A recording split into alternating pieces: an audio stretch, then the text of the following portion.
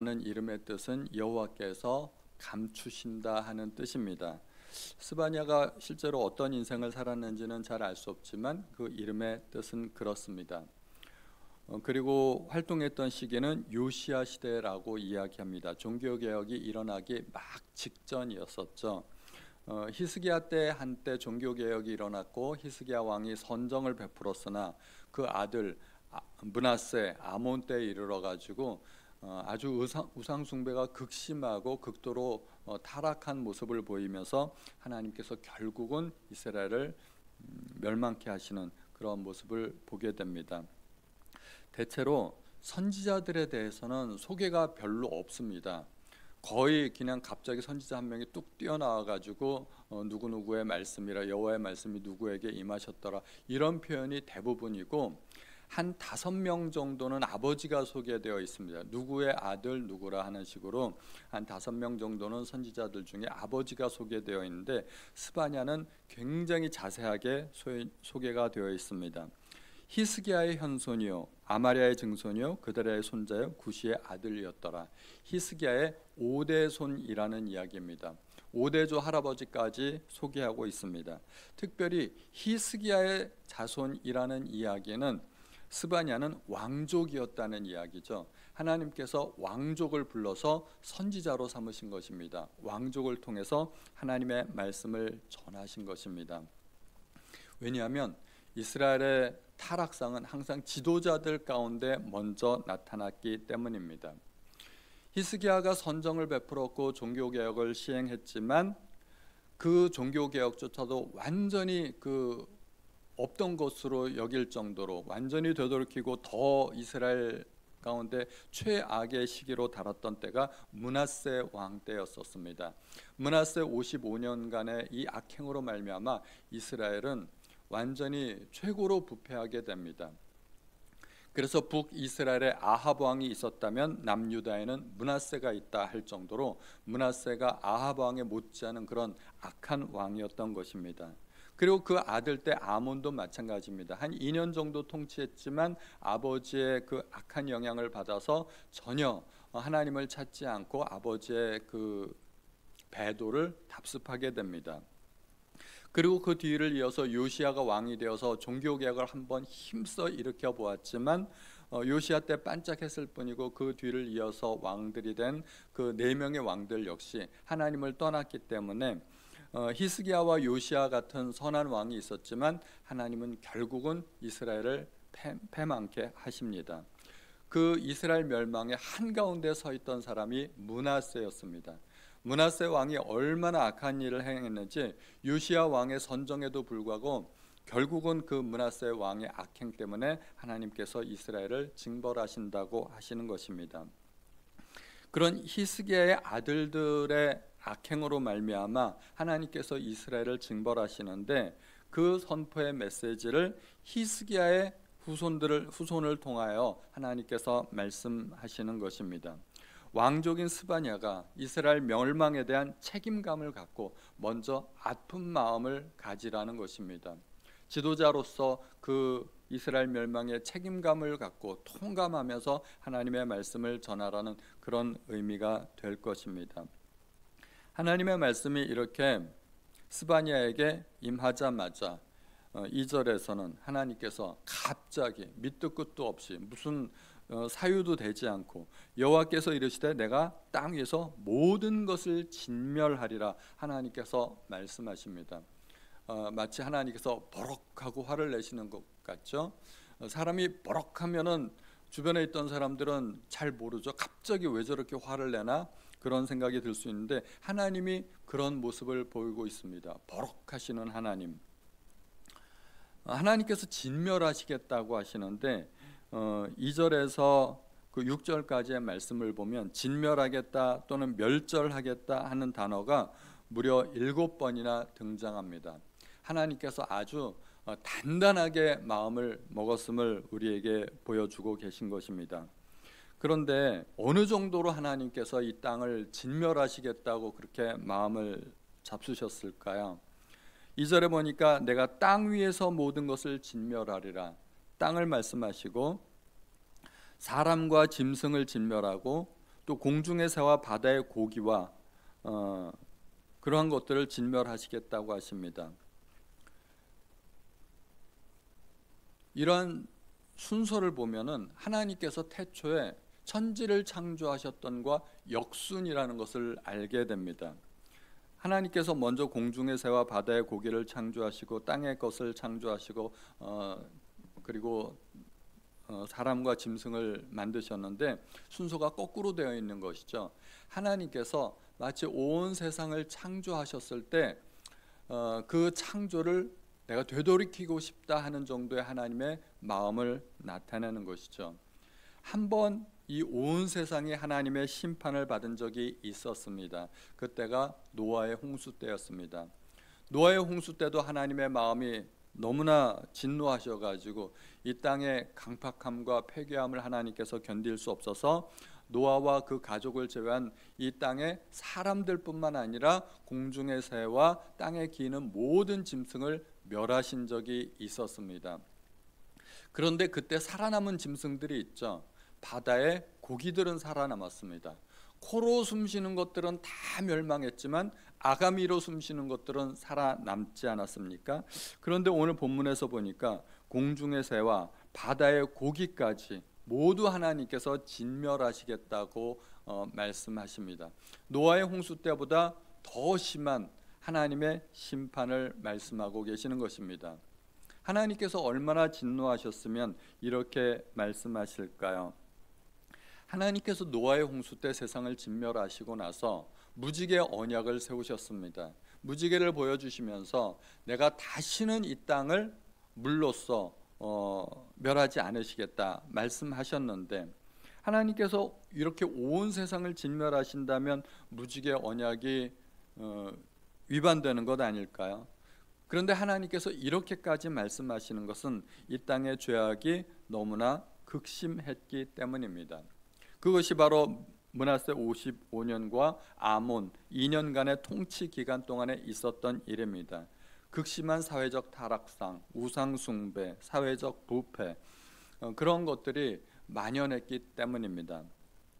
그래서 오늘날도 동성애라든가 물질 만능주의라든가 인륜을 저버린 여러 가지 사건 사고들을 보면서 오늘날 이 세상도 결코 만만치 않다는 것을 우리가 생각해야 됩니다. 하나님께서는 그 땅을 멸하시는데 특별히 4절에 보니까 유다와 예루살렘의 모든 주민들 위에 손을 펴서 남아있는 바알을 그곳에 멸절하며 그마림이란 이름과 그 제사장들을 아울러 멸절하겠다고 말씀하십니다.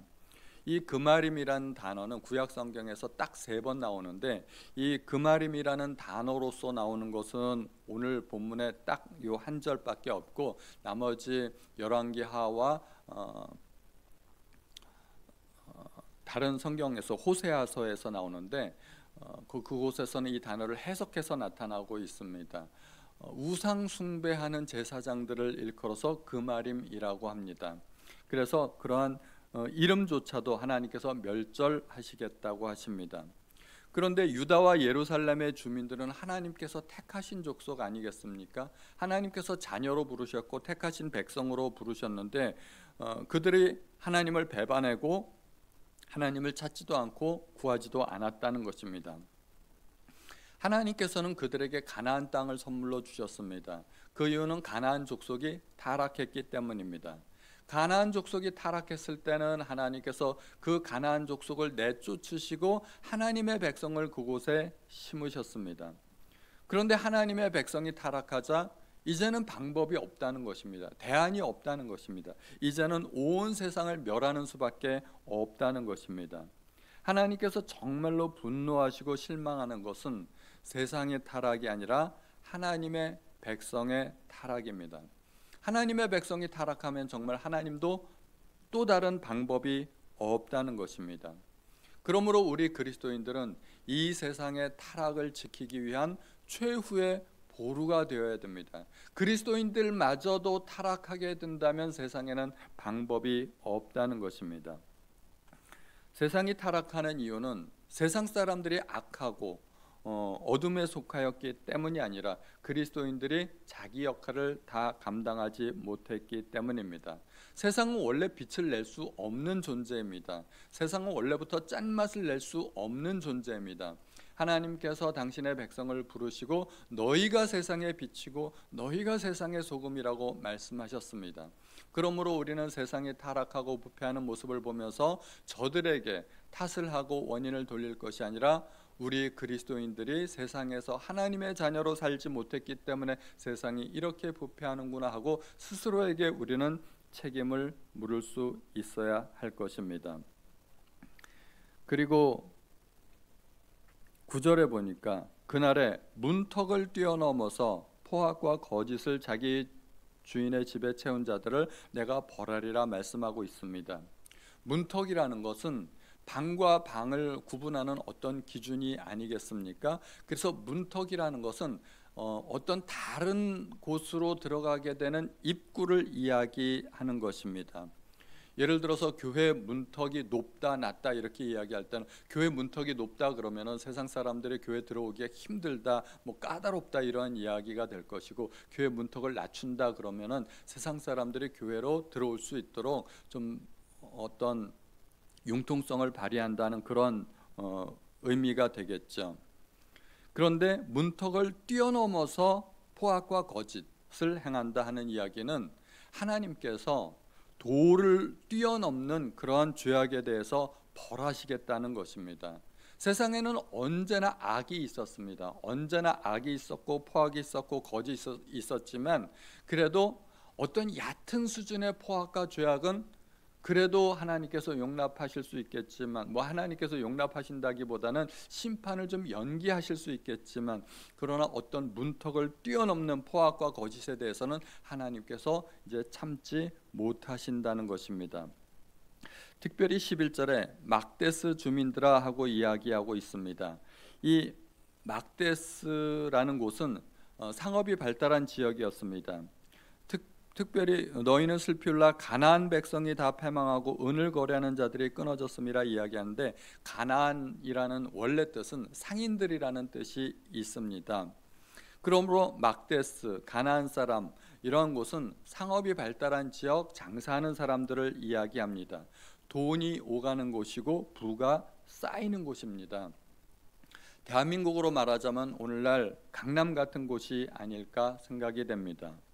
상업이 번창할수록 또 물질 문명이 번창할수록 재물이 신격화되어 가고 있습니다. 모든 것이 재물로 통하는 세상이 되어가는 것입니다.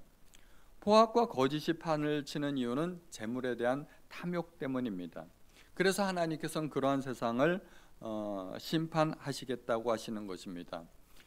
악을 행하는 사람들을 하나님께서 심판하시겠지만 하나님께서 심판하시는 또 한 부류의 사람이 있습니다.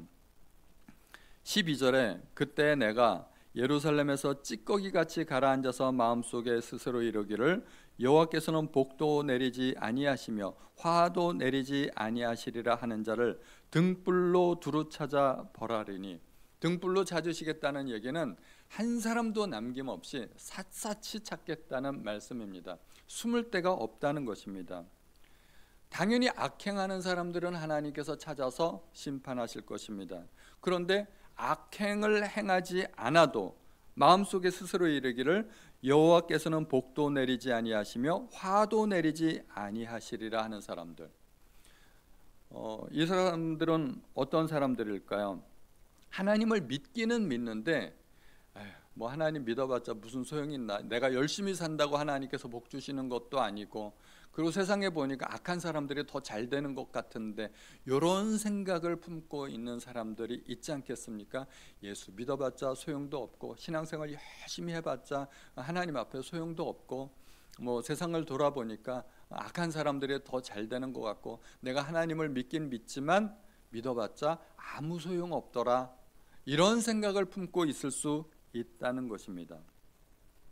경건한 사람들이 고난당하는 것을 보면서 하나님은 당신의 자녀들이 고난을 당해도 무관심한 분이라고 오해하고, 악한 자들의 형통을 보면서 오래 참으시고 회개할 때까지 기다려주시는 하나님의 자비와 긍휼을 전혀 모르는 것입니다.